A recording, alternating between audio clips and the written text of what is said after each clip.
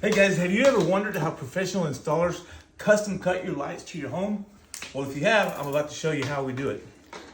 Get your needle nose, or you can use side cutters. What we do is we make sure we cut our wire at the center part. Don't cut it too close to the end because that'll mess up your installation there. It makes it a little bit more, it makes it harder to install your caps. Cut it, and then what you're gonna do is you're gonna split the wire with I use my fingers. So I'm gonna push with my thumb and pull with my index finger. And I'm gonna split that wire. It's pretty easy. So you've got that split. The reason we do that is because our connector has a divider inside of it where that goes into. And that what that divider does is it makes sure that we don't make contact and short it out. That's why we split that. So you have to make sure that you push it in there and you'll feel it click as it goes into that divider.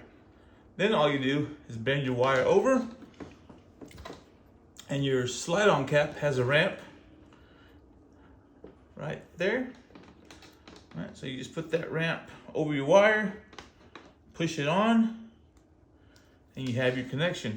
Now, if you can't get that cap on there, you can use your pliers to squeeze it on there. That helps you get some grip on it. Something to watch out for is that these wires, they have ribs on one side and they're smooth on the other side. The rib side correlates with your wide receptacle there, your wide blade. You've got a wide side and then you got a narrow side.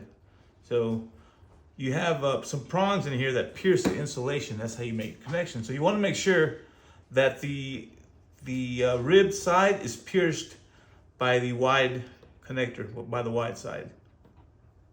So let's see, that's on the left. So we're going to flip that around, and that'll pierce it to keep that polarity correct. And then you slide your cap on. Always slide it on from the wire side. It goes on there pretty easy.